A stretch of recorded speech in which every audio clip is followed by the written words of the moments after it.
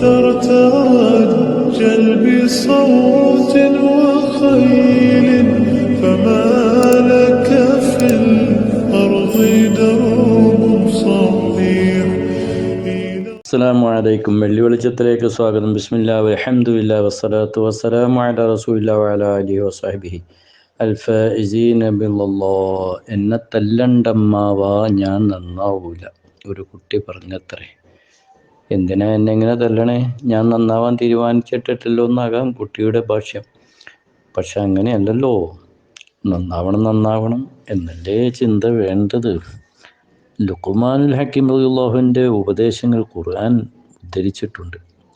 പ്രത്യേകിച്ചും മകനോട് നൽകിയ ഉപദേശം. മകനോട് ഒരിക്കൽ പറഞ്ഞു, യാ ബുനയ്യ മൻ റഹിം യുർഹം. മോനെ, ആരെങ്കിലും കരുണ ചെയ്താൽ അവന് കരുണ ലഭിക്കും. വമൻ യസ്മുത് ഇസ്ലം. നിശബ്ദത പാലിച്ചാൽ, മൗനം പാലിച്ചാൽ രക്ഷപ്പെടാൻ കഴിയും. വമൻ യഫ്അലുൽ ഖൈറ. നന്മ പ്രവർത്തിച്ചാൽ യഗ്നം, ധാരാളം വിജയവും അനുഗ്രഹവും വന്നു ചേരും. വമൻ ഫഅല ശർറ യഅ്സം. നാശമാണ് പ്രവർത്തിക്കുന്നെങ്കിൽ കുറ്റക്കാരനായി തീരും. വമൻ ലം യംലിക് ലിസാനഹു യന്തം.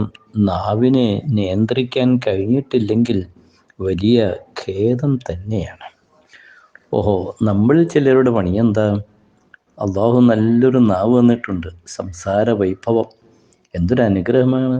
ആ അനുഗ്രഹം ഇല്ലാത്ത നാവ് പൊട്ടനിലേക്ക് ചേർത്ത് വെക്കുമ്പോഴല്ലേ ഈ അനുഗ്രഹത്തിൻ്റെ വലിപ്പം മനസ്സിലാകുന്നത്. നല്ല കാര്യങ്ങൾ പറയണം, നല്ലത് മറ്റുള്ളവർക്ക് ഉപദേശിച്ചു കൊടുക്കണം, നല്ലത് നാവിലൂടെ ഒഴുകി വരണം. രാവിലെ ഇറങ്ങും, കടയിൽ ചെല്ലും, ചായ കുടിക്കും, മുഹമ്മദ് അങ്ങനെ അഹമ്മദ് ഇങ്ങനെ. മറ്റുള്ളവൻ്റെ കാര്യം. നമ്മുടെ സഹോദരിമാരാണെങ്കിലോ, അവർ പാവങ്ങളാ. പെട്ടെന്നായിരിക്കും അവരുടെ വായിൽ നിന്ന് എന്തെങ്കിലുമൊക്കെ മറ്റുള്ളവരെക്കുറിച്ച് ചാടി വീഴുന്നത്. ഞാൻ റെഡി, നമുക്കൊക്കെ കഴിഞ്ഞു, മറ്റുള്ളവൻ ഇങ്ങനെ മോശം. ഇത് എന്തോ ഒരു പൈശാചിക ദുർബോധനത്തിൻ്റെ ഭാഗമായി വന്നു ചേരുകയാണ്. പറഞ്ഞു വന്നത്, പുണ്യമാസങ്ങളൊക്കെ ഇങ്ങനെ കഴിയുകയാണല്ലോ, നമ്മളെ കാത്തു വെക്കുന്നില്ലല്ലോ.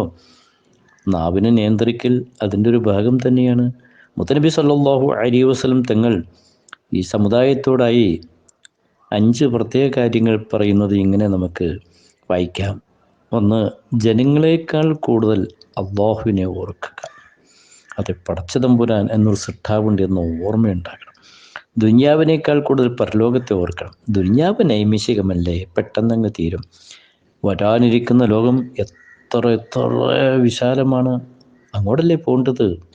കൂടുതൽ ഓർമ്മ അതാകട്ടെ. 3, നന്മകളേക്കാൾ കൂടുതൽ തിന്മകളെ ഓർക്കണം. എന്ന് പറഞ്ഞാൽ നന്മയാണ് ചെയ്യേണ്ടത് മനുഷ്യൻ, നന്മ ഓർക്കുകയും വേണം. പക്ഷേ തിന്മയെ ഓർക്കണമെന്ന് പറഞ്ഞാൽ തിന്മ ചെയ്തു പോയല്ലോ, അബദ്ധമായല്ലോ, ആ ഖേദം ഉണ്ടാക്കണം എന്നത് തന്നെ.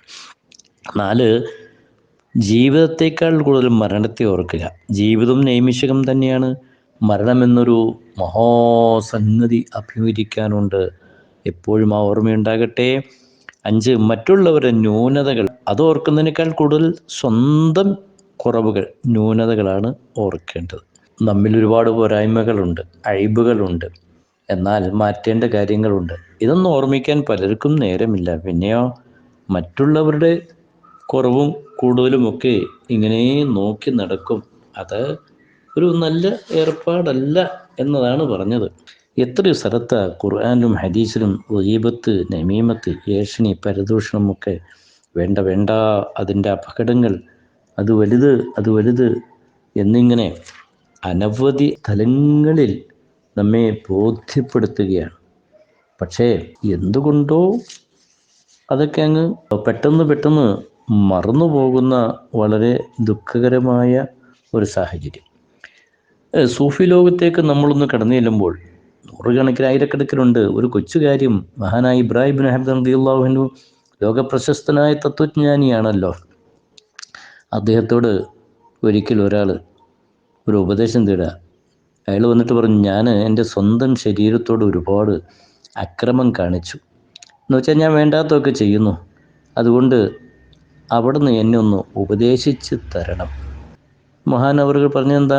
6 കാര്യങ്ങൾ എന്നിൽ നിന്ന് നിനക്ക് സ്വീകരിക്കാം, ശേഷം നീ ഇഷ്ടമുള്ളത് ചെയ്തോ എന്തായിരുന്നു 6 കാര്യം പറഞ്ഞു കൊടുത്തത്? ഒന്ന്, നീ അള്ളാഹുവിനെതിരെ പ്രവർത്തിക്കാൻ ഉദ്ദേശിക്കുകയാണെങ്കിൽ അവൻ്റെ ഭക്ഷണം കഴിക്കരുത്. ഫലാ തഅ്കുൽ റിസ്ഖഹു, അള്ളാഹിൻ്റെ ഭക്ഷണം നീ കഴിക്കണ്ട. അപ്പോൾ അദ്ദേഹം പറഞ്ഞു, ഓ ഹദാ വല്ലാഹി ശദീദ്, ഇത് വലിയ കടുപ്പമുള്ള കാര്യമാണല്ലോ, ഇതെങ്ങനെയാണ് കഴിക്കാതിരിക്കണേ? രണ്ടാമത്തെ ഉപദേശം പറഞ്ഞു, ഇൻ അറത്ത തഅസിയഹു ഫലാ തസ്കുൻ ഫീ ബിലാദി, നീ അള്ളാഹ്ക്കെതിരെ പ്രവർത്തിക്കാൻ ഉദ്ദേശിക്കണോ, അള്ളാഹുവിൻ്റെ ഈ ഭൂമിയിൽ നീ താമസിക്കണ്ട. അപ്പോഴും അദ്ദേഹം പറഞ്ഞത്രയും, അതാ വല്ലാഹി അശദ്ദു മിനൽ അവലി, ഇത് ആദ്യം പറഞ്ഞതിനേക്കാൾ പിന്നെയും കുറച്ച് കടുപ്പം കൂടുതലാണല്ലോ. മൂന്നാമത്തെ ഉപദേശം നോക്കുക. മഹാനവകൾ പറയുന്നു, അള്ളാഹുവിനോട് എതിർ പ്രവർത്തിക്കാൻ ഉദ്ദേശിക്കുകയാണെങ്കിൽ അവൻ കാണാത്ത സ്ഥലത്ത് വെച്ചാകണം ചെയ്യേണ്ടത്. അപ്പോൾ അതിൻ്റെ മറുപടി അയാൾ പറഞ്ഞു, ഓ ഇതും വളരെ കഠിനമാണ്, അതെങ്ങനെ സാധിക്കും? കാരണം കണ്ണുകളുടെ എല്ലാ വഞ്ചനയും ഹൃദയം മറച്ചു വയ്ക്കുന്നതെല്ലാം അള്ളാഹു അറിയുന്നുണ്ടല്ലോ. അപ്പോൾ അത് സാധ്യമല്ല, അങ്ങനെ അള്ളാഹ് കാണാതെ ചെയ്യാതെ ഇരിക്കൽ. എങ്കിൽ അള്ളാഹുവിൻ്റെ ഭക്ഷണം കഴിച്ച് അവൻ്റെ വീട്ടിൽ താമസിച്ച് അവൻ കാണുന്ന രൂപത്തിൽ അള്ളാഹുവിനോട് എതിർ കാണിക്കൽ നല്ലതാണോ? അപ്പോൾ മറുപടി അദ്ദേഹം പറഞ്ഞു, അല്ല അല്ല. ഇദാ ജാഅ മലക്കുൽ മൗത്ത് ലിഖബ്ളി റൂഹിക ഫഖുൽ ലഹു, അവിടെ പറയണം, അഖിർനി ഹത്ത അതൂബ. മലക്കുൽ മൗത്ത് റൂഹിനെ പിടിക്കാൻ വരുമല്ലോ, അതെ, അപ്പോൾ ഒന്ന് പറയണം, എൻ്റെ റൂഹ് കുറച്ച് കഴിഞ്ഞ് പിടിക്കാം, എനിക്കൊന്ന് അള്ളാഹുവിലേക്ക് തൗബ ചെയ്ത് മടങ്ങാനുണ്ട്. അഞ്ചാമത്തത് ഒരു ഉപദേശം കൊടുക്കുന്നത് എന്താ? മുൻകർ നക്കീർ അലൈഹി ഇസ്ലാം ഖബറിൽ വരുമല്ലോ.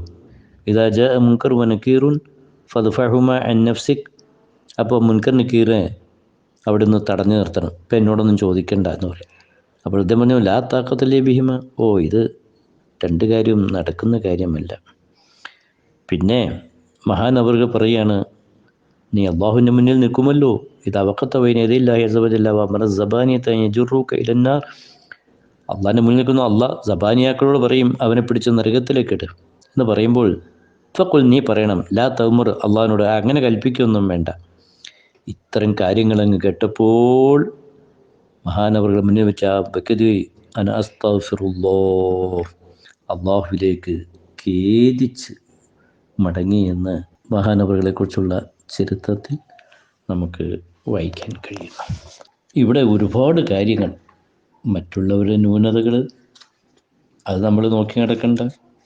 ദോഷങ്ങൾ, അള്ളാഹുവിനോട് എതിർ പ്രവർത്തിക്കുമ്പോൾ പടച്ചവൻ്റെ ഭൂമിയിലാണ് ഞാനും നിങ്ങളും താമസിക്കുന്നത് എന്ന ഓർമ്മകൾ ഒക്കെ ഉണ്ടാകണം. പോലെയുള്ള ഒരുപാട് കാര്യങ്ങളാണ് നമ്മൾ ഇതിൽ നിന്നുകൊണ്ട് പഠിക്കാനുള്ളത്. അപ്പോൾ മഹാന്മാർ പറഞ്ഞു തന്ന തത്വങ്ങൾ എപ്പോഴും നമ്മുടെ മനസ്സുകളിൽ നമ്മെ ഇങ്ങനെ അലട്ടിക്കൊണ്ടിരിക്കണം, ഓർത്തുകൊണ്ടിരിക്കണം. ഒരു പക്ഷേ നമ്മുടെ സംസാരത്തിൻ്റെയോ ചിന്തയുടെയോ നാം പ്രവർത്തിക്കുന്നതിൻ്റെയോ കാഠിന്യം കൊണ്ട് പല ദുരനുഭവങ്ങളും നമുക്കുണ്ടായേക്കാം. അതൊക്കെ നമുക്കൊന്ന് ഓർമ്മയാകണം. മാലിക് ബിൻ ദീനാർ റളിയല്ലാഹു അൻഹു പറയുന്നുണ്ട്, നിൻ്റെ ഹൃദയത്തിൽ നീ കാഠിന്യമോ ശരീരത്തിൽ പ്രയാസങ്ങളോ ഭക്ഷണത്തിൽ വല്ല തടസ്സങ്ങളോ ഒക്കെ അനുഭവപ്പെട്ടാൽ നീ ഒരു കാര്യം മനസ്സിലാക്കണം, അനാവശ്യമായ കാര്യങ്ങൾ നീ സംസാരിച്ചിട്ടുണ്ട്. അതെ, നാവിനെ നിയന്ത്രിക്കുക.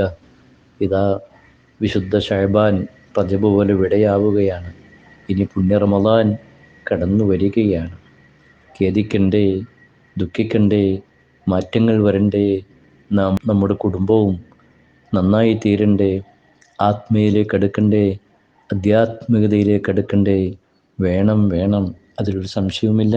അതുകൊണ്ട് തന്നെ ഞാൻ നന്നാവില്ല എന്ന അമ്മാവനോട് പറഞ്ഞ കുട്ടിയുടെ ഭാഷ്യം മാറ്റി, ഇൻഷാ അല്ലാഹ് ഞാൻ നന്നാകും, ഞാൻ ശരിയാകും, ഞാനൊരു ചേഞ്ചിന് വിധേയമാകും, എൻ്റെ ഹൃദയം ഞാൻ എൻ്റെ സൃഷ്ടാവായ അള്ളാഹുവിലേക്ക് തിരിച്ചു വയ്ക്കും, നാവ് ഉൾപ്പെടെയുള്ള എല്ലാ കാര്യങ്ങളിലും ഞാൻ സൂക്ഷ്മത പാലിക്കും എന്ന ഉറച്ച ബോധം ഈ ശഅബാനിൻ്റെ അന്ത്യനിമിഷങ്ങളിൽ നമുക്കെടുക്കാൻ, അതിനുവേണ്ടി പ്രതിജ്ഞ പുതുക്കാൻ, ആ ഒരു മഹത്തായ പാതയിലൂടെ മുന്നോട്ട് സഞ്ചരിക്കാൻ നമുക്ക് കഴിയണം.